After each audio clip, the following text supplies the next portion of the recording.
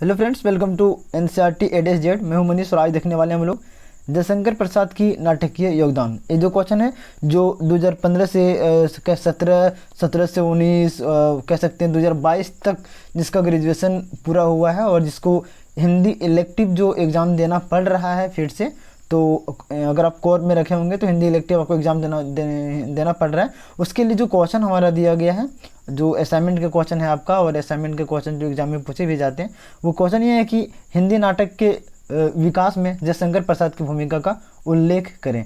और आज हम लोग इस क्वेश्चन को पूरे डिटेल में देखेंगे, 500 वर्ड में देखेंगे, जैसे हम लोग को एग्जाम में लिखना पड़ता है बिल्कुल वैसे ही देखेंगे ताकि एग्जाम में क्वेश्चन ना छूटे।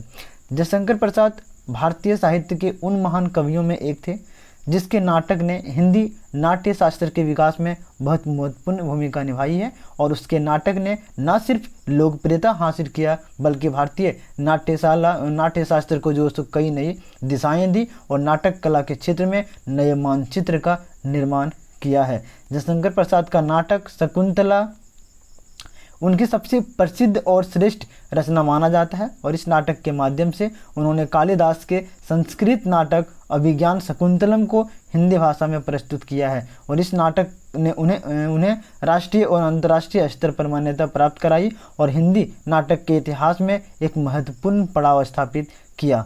शकुंतला के माध्यम से प्रसाद ने हिंदी नाट्यशास्त्र में भावना, भाषा और रचना की सुंदरता को प्रमुखता दी है। जयशंकर प्रसाद के नाटकों में अन्य प्रमुख रचनाएं हैं जैसे साक्षात्कार, जन्मजात, चंद्रगुप्त, आग और बानु भट्ट की आत्मकथा आदि। इन नाटकों में भारतीय इतिहास के सांस्कृतिक और सामाजिक विभिन्न पहलुओं को दर्शाने के लिए जयशंकर प्रसाद ने उपयुक्त रचनात्मक तत्वों का संज्ञान किया है, और उनके नाटकों की सरल भाषा जो सरल और संवेदनशील थी, जिससे उन्हें जनसाधारण तक पहुंच मिली, और भाषा के माध्यम से उन्होंने समाज के मुद्दों पर भी चर्चा किया।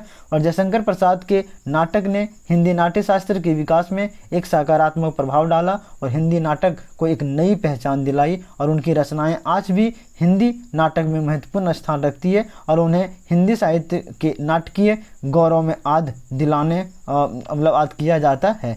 जयशंकर प्रसाद के नाटकों के अलावा उन्होंने कविताएं, काव्य संग्रह, उपन्यास और नाटक निरूपण लेखन भी किया है, और उन्होंने अपनी उपस्थिति का प्रमाण दिया है। उनकी काव्य रचनाएं भारतीय संस्कृति, प्राकृतिक प्रेम और देशभक्ति के विभिन्न पहलुओं को सुंदरता से व्यक्त करती है, और उनके द्वारा रचित कुछ मुख्य रचनाएं जो है इस प्रकार है। उन्होंने कामायनी जो सो एक रचना की है जिसमें उनका संबंध जो सो उसका महाकाव्य है जो प्रकृति, मनुष्य और भगवान के बीच संबंध का विवेचना करता है, और कामायनी में विशाल चित्रण और सुंदर भाव विवेचन के माध्यम से भारतीय संस्कृति को जो सो अभिव्यक्ति मिलती है। संख्या 9 यह भी एक उपन्यास है जो इसके द्वारा लिखे गए हैं।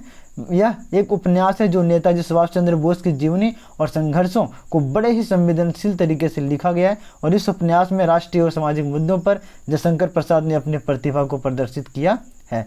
अगला जो हमारा है क्या है, हरिश्चंद्र। यह एक महत्वपूर्ण उपन्यास है जो विभिन्न राजनीतिक, सामाजिक और धार्मिक विषयों पर आधारित है, और इस उपन्यास में उन्होंने भारतीय संस्कृति और समाज के अनेक पहलुओं को दिखाया है। और जयशंकर प्रसाद के योगदान से हिंदी साहित्य के विभिन्न क्षेत्रों में उच्चतम स्तर की रचनाएं हुई है, और उन्होंने साहित्यिक दृष्टिकोण से एक महान कवि के रूप में याद किया जाता है, और उनके योगदान हिंदी नाटक और साहित्य के विकास में सदैव ही याद रहेगा। यहाँ पे ये हमारा क्वेश्चन समाप्त होता है, और जितने भी आपके और भी सेमेस्टर से जो क्वेश्चन है, ये आपका सेमेस्टर 1 का पहला क्वेश्चन है। तो सेमेस्टर 1, सेमेस्टर 2, सेमेस्टर 3, सेमेस्टर 4 सभी का जो सो वीडियो आपको डिस्क्रिप्शन लिंक में मिल जाएगा, तो वहाँ से आप सारे वीडियो को देख सकते हैं।